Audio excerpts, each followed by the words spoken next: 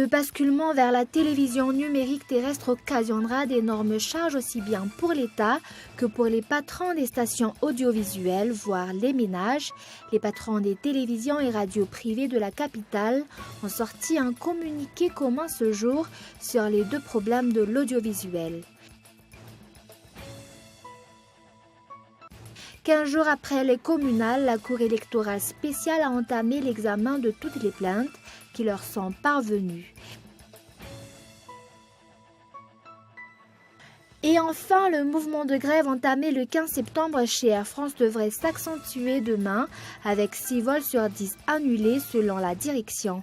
Les pilotes protestent contre les conditions de développement de la compagnie à bas coût Transavia.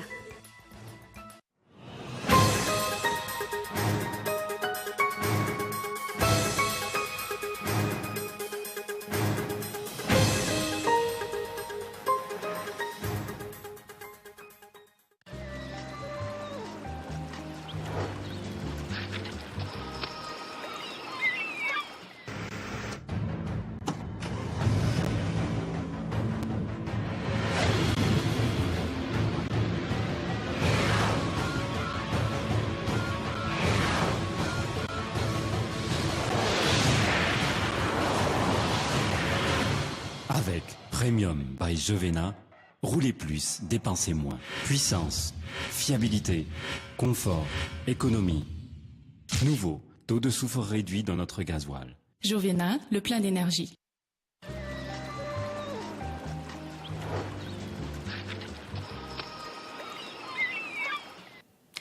Bonsoir à tous, nouvelle semaine, nouvelle édition. Bienvenue à toutes et à tous. Les patrons des télévisions et radios privées de la capitale ont sorti un communiqué ce jour sur les deux problèmes de l'audiovisuel. L'objectif, le premier concerne l'octroi des licences d'exploitation, tandis que l'autre porte sur la télévision numérique terrestre. Les explications. Déclaration. Patrons et responsables des télévisions et radios privées opérant dans la capitale, soutenus par ceux des régions, se sont réunis jeudi 11 septembre dernier. L'objectif a été de se pencher sur deux sujets touchant le domaine de l'audiovisuel et qui suscitent actuellement un certain nombre d'interrogations. Le premier sujet concerne la licence d'exploitation. Il a été constaté que l'État lui-même fait entorse aux lois en vigueur dans la délivrance de la licence d'exploitation. On se souviendra notamment que lors de son premier Conseil des ministres, le président de la République avait décidé le maintien de la mesure de suspension d'octroi de toutes les licences audiovisuelles en l'occurrence. Et jusqu'à preuve du contraire, il n'y a pas eu de décision contraire. On s'étend ainsi du fait que d'un côté, l'État ait suspendu 80 licences attribuées en 2010 et de l'autre, on a accordé une pour service public en 2014. Force est d'ailleurs de rappeler qu'une licence s'obtient par voie d'appel d'offres et seulement par l'appel d'offres. Pareillement, un laxisme flagrant règne autant à l'autorisation d'exploitation des télévisions et radios de la capitale. La situation pourrait faire tache d'huile dans toutes les régions et créer le désordre au sein de tout le paysage audiovisuel malgache qui risque de se retrouver avec un nombre incommensurable de chaînes et de stations. Au niveau fiscal, en ce qui concerne les principes de taxation des diffusions publicitaires, on note des inégalités de traitement entre les télévisions et radios censées être à vocation commerciale, générant un sentiment d'injustice au sein des contribuables exerçant les mêmes activités. Enfin, de nombreuses questions se posent face au manque, voire l'absence totale de transparence et d'informations relatives à l'exploitation de chaînes ayant obtenu une licence spéciale, alors que parallèlement, les procédures concernant la mise en place et l'exploitation de certaines chaînes à vocation de service public n'ont pas non plus été respectées. Le deuxième sujet a trait au basculement à la télévision numérique terrestre, TNT. Il s'avère incompréhensible qu'à aucun moment il n'y ait eu d'entretien préalable avec les patrons de presse qui sont pourtant les premiers concernés par ce basculement à la TNT. Et pourtant, le pays est actuellement à 9 mois du démarrage prévu en juin 2015. De surcroît, les responsables étatiques n'ont livré que très peu d'explications sur ce sujet. Le flou persiste ainsi quant à la mise en place effective de ce système, en particulier sur les dispositions qui vont régir le secteur opérationnel de StarTime, l'entreprise de télédistribution chinoise qui aura donc le monopole du marché de la diffusion. Par rapport à cette situation de monopolisation, les télévisions privées malgaches seront donc contraintes à des dépenses astronomiques avant de pouvoir fonctionner normalement, quitte de leur protection et quitte de la protection des téléspectateurs. Et puis toujours à ce sujet, le basculement vers la télévision numérique terrestre occasionnera d'énormes charges aussi bien pour l'État que pour les patrons des stations audiovisuelles, voire les ménages. Un abonnement mensuel n'est pas également écarté au niveau des foyers. Les stations ne sont pas encore prêtes pour ce changement. Elles n'ont d'ailleurs pas encore été consultées. Les patrons des stations privées ont fait un communiqué ce jour. Zora Koutinjin. Les patrons des stations audiovisuelles s'insurgent contre la décision unilatérale de l'État sur le basculement vers la télévision numérique terrestre. Le budget de la mise en place de cette nouvelle technologie est à hauteur de 189 millions de dollars. L'État dispose-t-il de cette somme faramineuse jusqu'au mois de juin 2015, date prévue pour le basculement vers la télévision numérique terrestre. D'un autre côté, les patrons de presse devront s'apprêter à payer mensuellement une somme colossale afin de pouvoir y mettre. Selon Robelna Ange, directeur général d'une station privée de la capitale, depuis le basculement vers la télévision numérique terrestre, les stations réunionnaises ont été contraintes de payer annuellement une somme s'élevant à 22 000 € par an. Les stations privées n'arriveront pas à survivre si de telles mesures soient appliquées à Madagascar. Le basculement vers ce système occasionnera également des dépenses supplémentaires pour chaque utilisateur, que ce soit pour l'achat d'un nouveau téléviseur que pour l'achat d'un décodeur. 1 million de décodeurs seront vendus, leur abonnement est fixé à 6 000 arrières par mois. D'après Ranjitsara Faramid, les moyens techniques conformes à la technologie TNT ne sont pas encore définis. Face à tous ces faits, les patrons de presse estiment que le délai de 9 mois est trop court pour le basculement vers la télévision numérique terrestre. Ils exigent d'être partie prenante pour toute prise de décision. Et sur le plan politique cette fois-ci, 15 jours après les communales, la Cour électorale spéciale ou CES a entamé l'examen de toutes les plaintes qui leur sont parvenues. D'après Rakuza François, président de la CES, l'article 133 stipule que l'utilisation de biens publics durant la campagne électorale motive l'annulation des voix.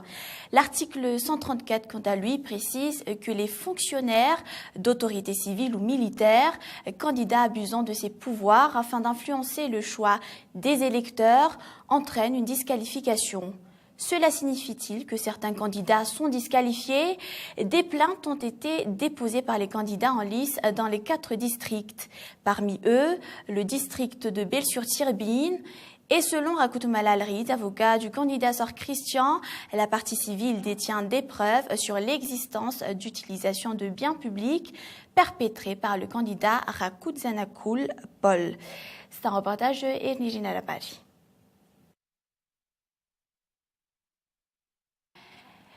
Et nous attendons le reportage concernant ce plan politique. Les résultats du baccalauréat pour la ville d'Antananarivo seront affichés samedi ou dimanche prochain.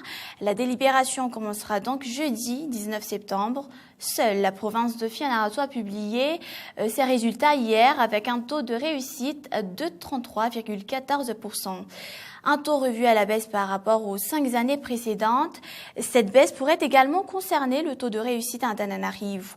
Adjabel Sondelphin, correcteur ayant également effectué la transcription des notes, a affirmé ce jour que le niveau des candidats a beaucoup diminué. Le grand nombre de candidats libres influencera aussi le taux des résultats, ajoute-t-il. 20 jours avant l'application de la loi sur l'interdiction de fumer dans les lieux publics, aucune sensibilisation, ni affichage, ni spot audiovisuel n'est perçu dans les lieux concernés. Les mesures de la commune urbaine d'Antananarivo sont du plus grand flou et à part les 2500 arrières payés en cas de flagrant délit, les responsables des restaurants devront de leur côté payer 50 000 arrières en cas de présence des fumeurs dans leurs établissements. C'est un reportage de Michel Arnardson. Des affichages de ce genre devront être perçus sur les lieux publics où il sera formellement interdit de fumer. Pour les fumeurs, même si ce n'est pas la majorité, il y a ceux qui sont prêts à respecter cette loi quand le moment venu. Une tige de cigarette contient 4000 substances toxiques, dont 300 peuvent provoquer le cancer. L'application de cette loi préserve la santé si l'on regarde les bons côtés des choses. 2500 arrières par tige de cigarette sera payé par le fumeur pris en flagrant délit dans les lieux publics à partir du 3 octobre. Les fumeurs ne sont pas les seuls à être touchés par cette loi. Les responsables des restaurants ainsi que les chauffeurs de taxi B, considérés comme premiers responsables du taxi B, devront également allouer 50 000 ariages au cas où des personnes fument dans leur véhicule ou leur établissement, affirme Adara Mamoudou, responsable de la cellule pour la lutte contre l'abus d'alcool et de drogue à la commune urbaine d'Antananarivo. Le paiement de ces 50 000 ariages est régi par l'arrêté municipal numéro 469 du 16 juin 2014, dont la majorité des responsables des restaurants d'Antananarivo n'est au courant ni a été informée. Cette loi sera effective à partir du 3 octobre 2014 prochain. Il ne reste plus que 20 jours jusque-là. Aucune sensibilisation n'a été faite. Pourtant, des rumeurs courent que des agents communaux commencent à extorquer 2500 ariages comme amende. Et on passe aux actualités internationales. La grève du syndicat de pilotes d'Air France devrait s'intensifier demain. La direction de la compagnie aérienne prévoit de maintenir 40% des vols. En cause, la mise au repos forcé de certains pilotes volontaires appelés en renfort ce jour. Les syndicats de pilotes qui tablaient sur des annulations plus fortes avaient dès dimanche anticipé une dégradation de la situation à partir de demain. Suivez le reportage de France 24. Bloqué à Paris pendant des heures, c'est l'occasion de faire une sieste. À Roissy-Charles de Gaulle, des centaines de passagers n'ont pas pu prendre l'avion. Plus de la moitié des pilotes d'Air France sont en grève. Un avion sur deux est cloué au sol. Je savais que les syndicats étaient assez puissants ici. D'ailleurs, ça se voit dans leur comportement envers nous. Ils ont vraiment pris leur temps pour nous aider. Ils faisaient exprès d'être lents. On a essayé plein d'autres compagnies, mais ils se sont rendus compte que les billets qu'ils nous avaient donnés à Toronto pour aller à Prague n'avaient pas les mêmes numéros que les ordinateurs ici. On n'est vraiment pas contents. La direction d'Air France dit faire de son mieux pour éviter le chaos. Les clients sont tenus informés sur Internet. Ils peuvent aussi être remboursés ou échanger leurs billets sans frais. À l'origine de cette grève, la volonté de développer Transavia, la filiale à bas coût, et ouvrir de nouvelles bases en Europe pour reconquérir le marché.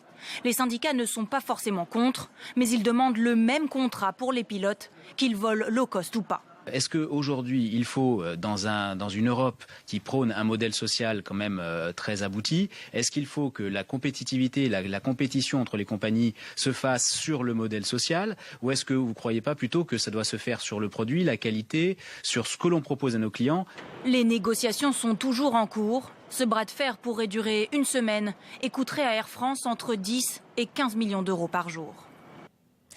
Et nous allons partir en Égypte pour terminer ce journal. La justice égyptienne a prononcé une nouvelle condamnation de 25 ans de prison entre le leader de la confrérie des frères musulmans, Mohamed Badi, pour meurtre et incitation à la violence. Il était déjà condamné à la réclusion à perpétuité.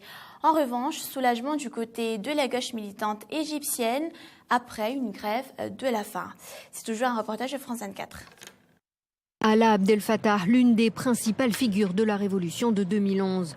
Il vient d'être libéré sous caution par un tribunal égyptien, le même qu'il avait condamné à 15 ans de prison le 11 juin dernier. Le jeune militant de 32 ans était jugé pour avoir participé à des violences lors d'une manifestation illégale contre le pouvoir militaire. Notre équipe l'avait rencontré quelques semaines avant. C'est une affaire très sérieuse. Ils peuvent me mettre en prison pour 3 ans, 5 ans ou même 10. Ils veulent complètement éliminer toute opposition. Des dizaines de militants ont ainsi été emprisonnés pour avoir violé une loi controversée limitant le droit de manifester. Ces derniers jours, activistes, détenus politiques proches des accusés et journalistes avaient entamé une grève de la faim. Objectif, demander l'abrogation de cette loi et la libération d'Alaa Abdel Fattah, qui avait lui-même cessé de s'alimenter le mois dernier. Restez avec nous, Cool Sport, avec Mirani Marzon, juste après ce journal, suivi toujours de 2 films que nous allons vous laisser découvrir par vous-même. C'est la fin de ce journal. Merci à vous tous de votre attention. On se retrouve demain à la même heure sur Cool TV, c'est-à-dire à 20h30. Au revoir et bonne soirée.